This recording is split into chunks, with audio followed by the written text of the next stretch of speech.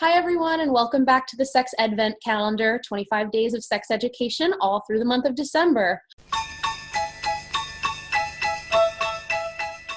I am so very excited. That's kind of a theme with this month, isn't it? So excited, though, to have my friend and colleague, JoEllen Notte, on the show today. She is also known as the Redhead Bedhead, and she has been blogging and writing and teaching about the intersection of sex and relationships for many years, and specifically talking about sex and mental health and depression. And she is literally writing the book on the topic. So I am thrilled to pieces to have her here to have a conversation about sex and mental health. Oh, hi, Bianca. Thank you so much for having me. I'm so excited to talk to you about all of this. Wonderful. Yeah. So I guess to start out, I would love for you to talk a little bit about the way that your research on the topic of sex and depression has come about. The book is called The Monster Under the Bed. Right, and the first part, say, is kind of where we meet the monster, right? And we define what that is, and we talk about what that experience is, what keeps us from talking about this, what keeps us from getting the help we need. The second half of the book is facing the monster. It's all of the navigational tools that we need to cope with our doctors, to keep our relationships going, to help each other and support each other through this experience. So I always say I'm like an accidental researcher, because I was just writing about my own experience with sexual side effects and not being able to have an orgasm on antidepressants. And people started reaching out because they were having that experience and they weren't seeing other people write about it. They weren't seeing people talk about it. So I decided to ask a bunch of questions, right? I put out a survey. I wanted to see what the experiences were people were having. 1,100 people answered it. I asked about comorbidities. That's when you have another diagnosis going on at the same time as your depression. I asked about medications and side effects and experiences with doctors. I asked about fluctuations in activities. So, if you are somebody who engages in BDSM, did you notice that increased, decreased? What did you notice? And when I go to conferences and talk about them, people have very strong feelings about what I report out as what we got from that. One of the big ones that gets a response is that toy use decreased. And the toy reviewers in the audience tend to get very no, that's not true. And I remember it started this very robust conversation on Twitter because a bunch of other toy reviewers were like, nope, my toys gather dust when I'm depressed. And a bunch of other ones were like, no, all the toys. So it at least opened that door to seeing the different experiences. The first set of interviews exposed a massive flaw in the first survey. Okay. Which was that I left no room for people whose experience was that during depressive episodes, they had more sex.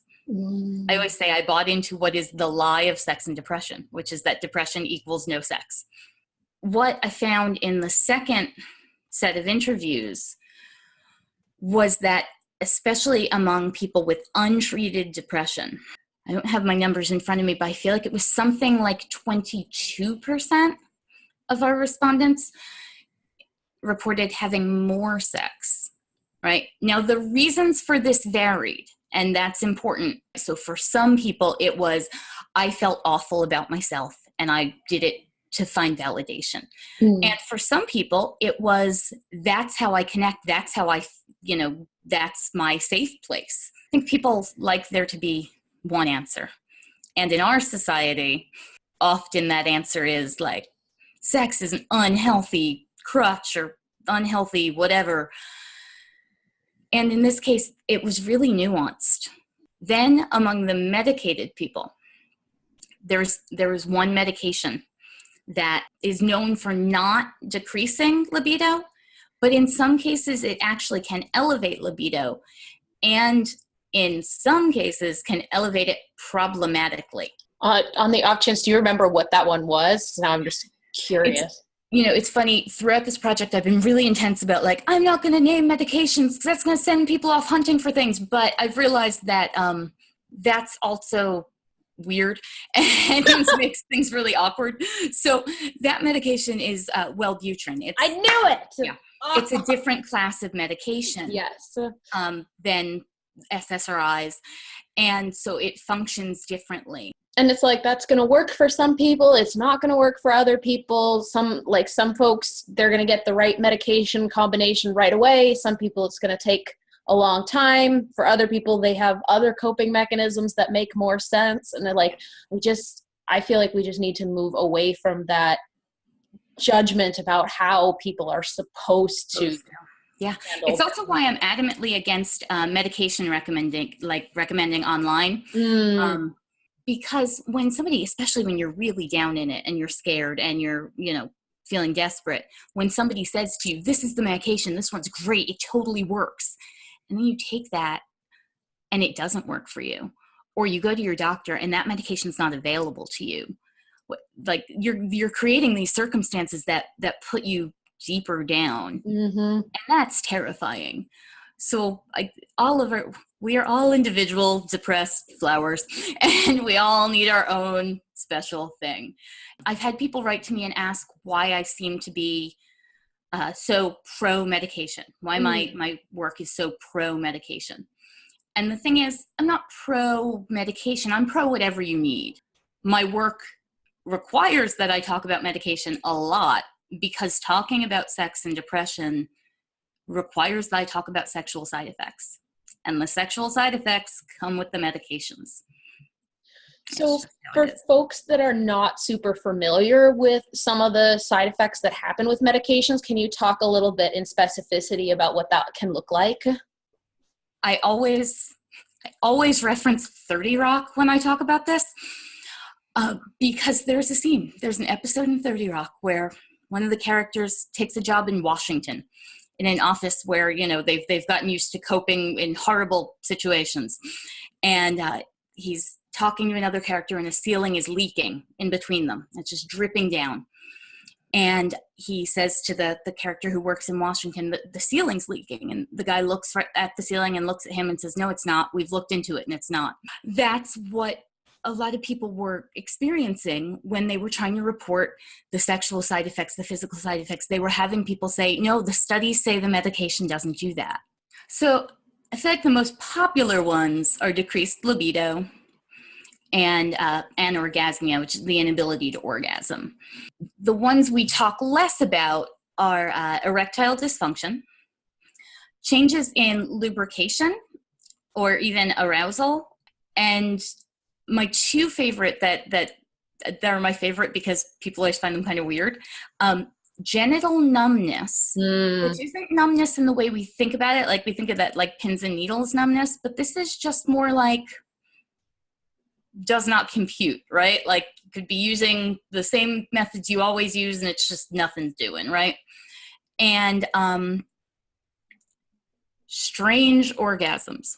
One of the survey respondents said that for him it was like when you're driving a manual transmission and the gears shift funky and like you don't know what's wrong, but something's weird. It was like that, right? I always say they're orgasms, Jim, but not as we know them, right? And this one's interesting because this is less a medication one and more just a general depression one, but it's one I think we need to talk about more in this conversation. Sexual impulses with no desire to act on them. This gets mixed up with decreased libido a lot, and they are different. There's a lot of advice out there. You'll read articles and they'll be like, when you're dealing with sex and depression, just do it. Just go have sex because you'll realize you wanted to anyway. And I hate that advice. I hate it so much because, depression can be really disempowering. And going and making yourself do something and then realizing you really, really didn't want to do it is further disempowering and breeds resentment between you and your partner. So I'm a fan of making conscious sexual choices, right? Stopping, looking, thinking, how do I feel about sex at this moment? Does sex sound like the absolute worst thing or something I can't even consider, like I can't even get my head around right now? Or are you thinking, yeah, sex, but God, getting up and taking off my pants and having to put them back on. Jesus. You know, that's a time just doing it might actually feel great. So Yeah, identify. no, that makes a lot of sense. So there's like this differentiation between like no desire and like desire, but without the energy to enact something. Exactly. I I talk to people about finding their sexual skeleton key, right? So the thing that, like, if that's not working for you, nothing's going to do it. For me, it's basically if there's a penis there, and and I'm still not into it, like, it's not going to work. So my partner, every once in a while, he calls it the penis sommelier. He'll just be like, so anything? Is this doing anything? And like a weird amount of time, it works. I'll just be there like, oh, I'm not really. Oh, Hmm. oh, penis, you say? Is there anything else that you want to share with our community about this really important intersection with sex and depression? Anything we haven't touched on yet? Depression is looked at as this like relationship killer, as this thing that creates this giant imbalance that will destroy your relationship and everything will be awful forever and always. Amen. I think it's important to kind of rethink it. Think about it as this thing that has entered your relationship, almost like a rude house guest, right? And you and your partner are still you and your partner. So how are you and your partner going to cope with this together? Because what happens all too often is the situation turns into the partner with the depression versus the partner without the depression. And a lot of resentment forms about how, you know, the one is acting and how the other is treating them and all this stuff, as opposed to figuring out how to work together as a team to support each other. I know one of my foibles sometimes has been that like my partner who doesn't suffer from any kind of mental illness, I can be really dismissive sometimes where I'm like, well, you just don't understand because like you don't deal with this. I do this Your too, brain yes. is the mess. So yeah, in the surveys, it did come out that relationships where both partners had depression had just a super, like a way easier time of communicating the depression, right? Because they had that shared language already. So if you're, especially if your partner has not coped with mental illness, develop a shared language. I always talk about spoon theory for that, which is a website called butyoudon'tlooksick.com. I'm wearing my little spoon right now. nice. And it just gives you a way to communicate physical, mental, emotional resources with your partner and get them on the same page. When you have depression and you have a partner who does not have depression, I always recommend Depression Quest. It's a video game, believe it or not, and it allows you to role play life as somebody coping with depression. It does help to let partners understand a bit about what's going on and maybe breathe some empathy and make the whole thing a bit less mystifying for them. Thank you so much, JoEllen, for sharing your wisdom with us and talking about all of your exciting research. I'm just personally really grateful that you are putting your time and energy into this topic. I feel like it's something that really does need talked about, and like our community has been hungry for it. So thank you for doing that on behalf of all of us. Thank you so much for having me here. Yeah. And for everyone else watching at home, thank you for tuning in. There will be more videos coming all the way through December, so stay tuned for more great information. Thank you.